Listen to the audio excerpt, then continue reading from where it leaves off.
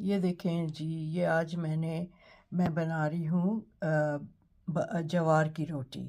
ठीक है, ये मैंने छोटी छोटी बनाई है और देखें कितनी सॉफ्ट और नरम है ये। ठीक है, तो ये मैं आपको दिखा रही हूँ। आज मैंने जो सब्ज़ी बनाई है उसके साथ ये सर्व करनी है, तो आप इसी तरह से बनाएं। और ये देखें, मैंने वो छोटी हैं और ये बड़ी बनाई हैं। ये भी देखें कितनी सॉफ्ट और मज़ेदार हैं ये रोटियां। तो उम्मीद है आपको ये रेसिपी भी पसंद आएगी और आप लोग ज्वार की रोटी भी बनाएंगे। हेल्दी भी है और डायबिटिक लोगों के लिए भी अच्छी है, ग्लूटेन फ्री है। ये ज्वार की रोटी जो बना रही हूँ मैं, उसके लिए मैंने ये जो कप होता है, ये 3 कप का आटा लिया है। ये ज्वार का आटा है, ठीक है। और इसको गूंदने के लिए दो तरीके हैं। जो इजी वाला तरीका है मैं वो यूज़ कर रही हूँ। उसमें मैं, ताकि इजी भी रहे और मुश्किल ना हो गूंदने में, क्योंकि वो फिर क्रैक होती है वो वाली रोटी जो दूसरी तरह गूंदते हैं। अब मैं इस पैन में 3 कप आटा है तो 3 कप ही पानी डालूंगी और उसको एक बॉईल पे आने दूंगी। ठीक है, फिर जब बॉईल पे आ जाएगा तो मैं आपको दिखाऊंगी कि नेक्स्ट स्टेप क्या करना है। इसमें 1 चमचा नमक का डाल रही हूँ। आप अपने हिसाब से डालिएगा जितना आपको डालना हो। मेरे हिसाब से 1 चमचा सही रहेगा। ठीक है, तो बस ये जैसे ये बॉईल पे आएगा तो मैं इसमें वो ज्वार का आटा डाल के आपको दिखाऊंगी कि इसको किस तरह से मिक्स करना है और कैसे करना है। अच्छा, ये बस बॉईल पे आने वाला है। उससे मैं इसमें 1 टेबलस्पून के करीब ऑयल भी डाल रही हूँ। ठीक है, जैसे ये फिर बॉईल पे आएगा तो ये इस तरह से, बस अब ये बॉईल पे आने वाला है और मैं आपको दिखाऊंगी कि ये किस तरह से इसमें मैं बॉईल आ जाए तो फिर मैं आटा डालती हूँ इसमें। अच्छा देखें, बॉईल आ गया है। अब मैं थोड़ा थोड़ा आटा करके डालती जा रही हूँ। ठीक है, और इसको मिक्स करती जाऊंगी इस तरह से। ये मिक्स कर रही हूँ और फ्लेम जो है मैंने बिल्कुल लो कर दी है। और बस इसको अभी और पूरा आटा डाल के इसको स्टर करके मिक्स कर लूँगी ये इस तरह से। और फिर इसका टेक्सचर आपको दिखाती हूँ कि ये क्या हो जाएगा। तो इस तरह से गूंदने में अच्छा रहता है और मुश्किल नहीं होती और स्मूथ इसकी जो बेलना होता है ना, जब बेलते हैं पेड़े और पेड़ा बनाते हैं तो वो बहुत स्मूथ बनता है। तो इसको अच्छी तरह बस ये मिक्स कर लिया है। अब मैं इसका चूल्हा भी बंद कर रही हूँ और ये ऐसे मिक्स करके सारा ये ऐसे हो जाए और फिर मैं इसको चूल्हे पे से हटा दूंगी और थोड़ी देर ढक के रख दूंगी ताकि ये थोड़ा ठंडा हो जाए, इस काबिल हो जाए कि हाथ से इसको मैं गूंद सकूं। ठीक है, आपने देखा जैसे मैंने एक दफ़ा उसकी चावल के आटे की रोटी बनाई थी, वो भी इसी तरह मैंने बनाई थी। तो इसी तरह ये बनानी है। इसमें और बिल्कुल अभी फ़िलहाल पानी नहीं डालना है। जब गूंदेंगे तो देखेंगे ज़रूरत पड़ेगी तो थोड़ा थोड़ा गर्म पानी डाल के गूंदते जाएंगे। बस ये हो गया है। अब मैं इसको यहाँ से हटा देती हूँ क्योंकि नीचे चूल्हे पे गरमाई है और फिर मैं इसको ढक दूँगी। ठीक है,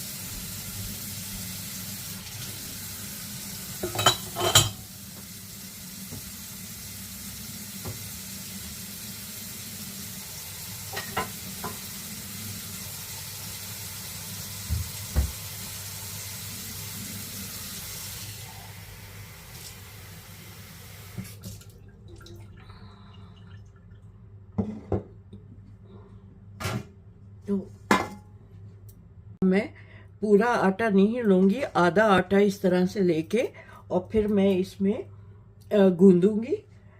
ठीक है, बाकी का पतीली में इस पैन में ही छोड़ दूंगी और अब एकदम से पूरा नहीं गूंदूंगी क्योंकि मुश्किल भी होगा और ये थोड़ा सा इस काबिल हो गया है कि मैं इसको हैंडल कर सकूं। ठीक है, तो अब मैं आपको दिखाऊंगी कि इसको अच्छी तरह स्मूथ कैसे करना है।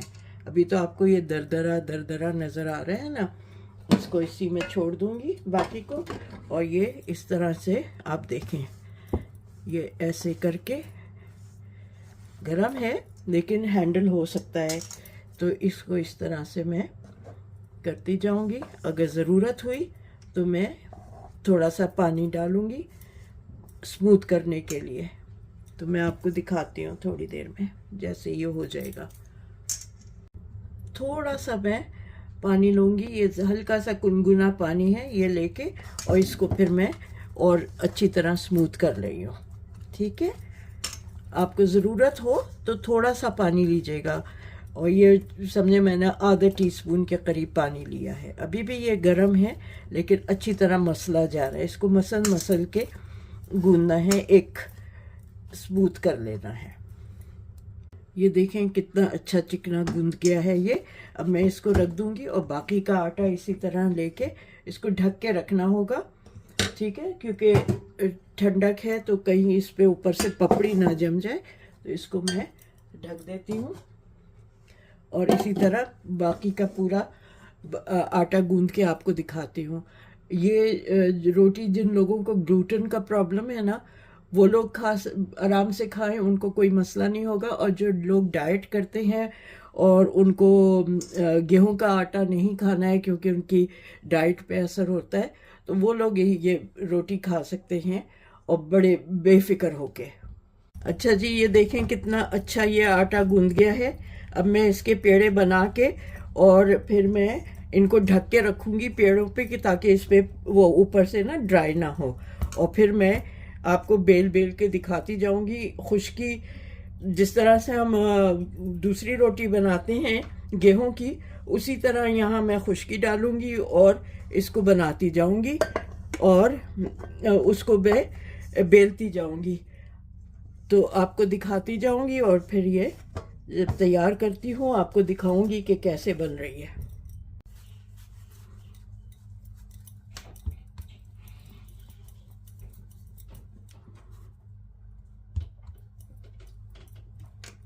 ये देखें, ये पेड़ा आराम से बन गया है। ये पेड़े बना के रखती जा रही हूँ, जैसे हम गेहूं के आटे के पेड़े बनाते हैं, थोड़ी सी खुश्की लेके उसी तरह ये मैं बना रही हूँ। और ये मैं बना के फिर आपको रोटी किस तरह से बेलनी है। अच्छा, जब हम दूसरी तरह आटा गूंदते हैं ना, उसमें आप ज़्यादा पतली रोटी नहीं बेल सकते इसमें, और ना आप उसको बेलन से बेल सकते हैं। उसको हाथ से थपथपा के उसको बड़ा करना पड़ता है और उसके एजेस बिल्कुल अनइवन होते हैं, जैसे हम मकई की रोटी बनाते हैं ना, उस तरह से। तो अब मैं ये थोड़े से ये बना के आपको रोटियां दिखाती हूँ। ये देखें आराम से ये, क्योंकि इतना अच्छा वो सॉफ्ट और इतना स्मूथ आटा गूंदा है ना माशाल्लाह से, तो अब ये आराम से गूंद रहे पेड़े बन रहे हैं और बिल्कुल भी चिपचिपाहट नहीं है। तो चलें मैं अब आपको बेल के दिखाती हूँ। अच्छा जी, ये देखें, मैं कोशिश करूँगी कि अच्छी तरह ये बेल जाए और बहुत मोटी नहीं बनाऊँगी और कम से कम खुश्की लगाने की कोशिश कर रही हूँ मैं।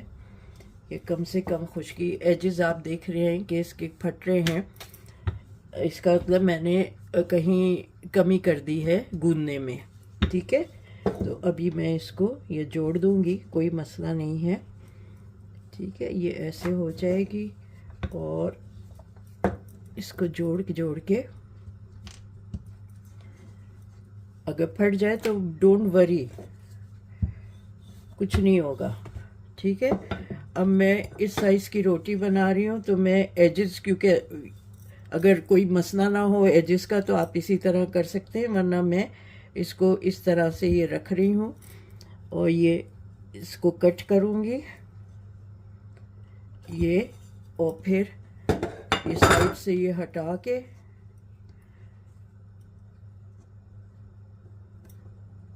ये साइड्स पे से हटा लूँगी, इसको वापस उधर डाल दूँगी। और ये मेरा तवा गरम है और ये मैं तवे पे डाल देती हूँ। 2-3 मिनट चाहिए इसको एक साइड पे, 2-3 मिनट से ज़्यादा नहीं।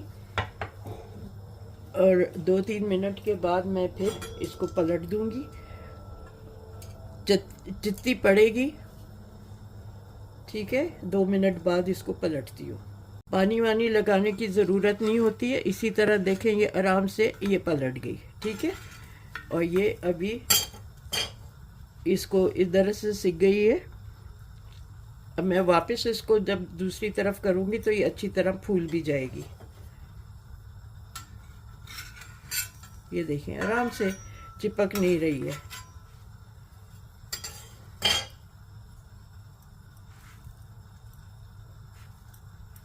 ये देखें,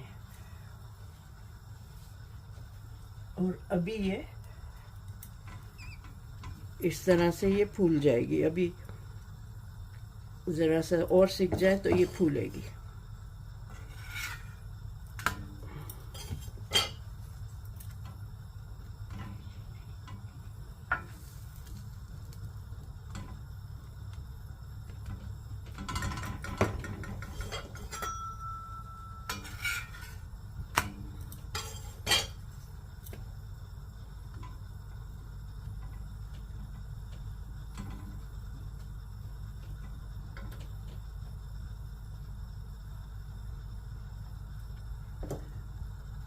देखें ये फूलना शुरू हो गई है, ठीक है।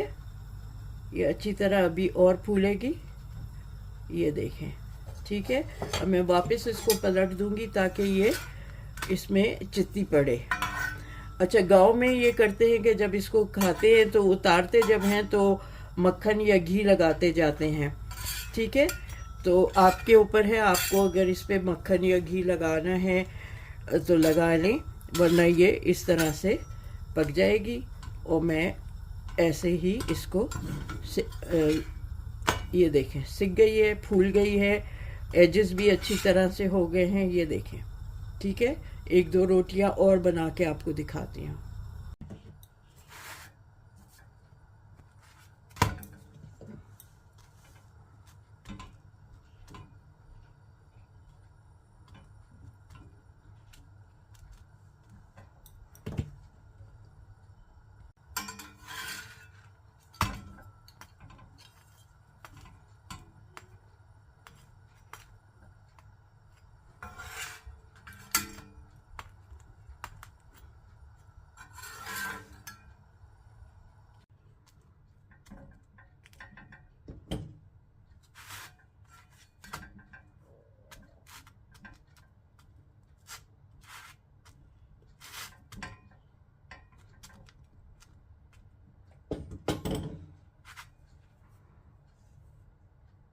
ये देखें जी, ये आज मैं बना रही हूँ जवार की रोटी, ठीक है। ये मैंने छोटी छोटी बनाई है और देखें कितनी सॉफ्ट और नरम है ये, ठीक है।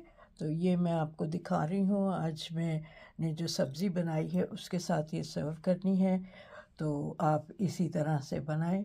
और ये देखें मैंने वो छोटी हैं और ये बड़ी बनाई हैं, ये भी देखें कितनी सॉफ्ट और मज़ेदार हैं ये रोटियां। तो उम्मीद है आपको ये रेसिपी भी पसंद आएगी और आप लोग जवार की रोटी भी बनाएंगे। हेल्दी भी है और डायबिटिक लोगों के लिए भी अच्छी है, ग्लूटेन फ्री है। तो मैं इसको इस तरह से सर्व कर रही हूँ। ये सब्ज़ी, ये रोटी जवार की, तो ये पिकल्ड अनियन, ये हरी चटनी है और ये गार्लिक और लाल मिर्चों की चटनी है। ये कॉम्बिनेशन इतना ज़बरदस्त है, इतना अच्छा लगता है ये कॉम्बिनेशन कि मुझे उम्मीद है आपको ये पसंद आएगी। ये वाली मेरी आज के कॉम्बिनेशन जो मैंने बनाया है इसको आप पसंद करेंगे और मुझे फ़ीडबैक ज़रूर दीजिएगा कि आपको ये सब कैसी लगी है, ठीक है। बहुत अच्छा लगता है जब मुझे फ़ीडबैक आते हैं और लोगों से मुझे पता चलता है कि उन लोगों को क्या चीज़ पसंद है। कुछ मेरी फ्रेंड्स हैं जो मुझे फ़ोन करके कहते हैं कि प्लीज़ फ़लानी चीज़ बना दें, ये और हमारे लिए जो उन्होंने मेरे पास चीज़ें खाई हुई हैं उनकी रिक्वेस्ट करते हैं। तो अल्लाह का शुक्र है अभी तक जो भी मैं चीज़ें बना रही हूँ वो सबको पसंद आ रही हैं मेजॉरिटी। तो उम्मीद है आपको ये रेसिपी भी मेरी पसंद आएगी। तो आपसे मिलते हैं जल्दी एक और रेसिपी के साथ। वो भी अच्छी होगी और उम्मीद है वो भी आपको पसंद आएगी। टेक केयर, अल्लाह हाफिज़। अल्लाह आप लोगों का अपने हिफ्ज़-ओ-मान में रखे, आमीन। अल्लाह हाफिज़।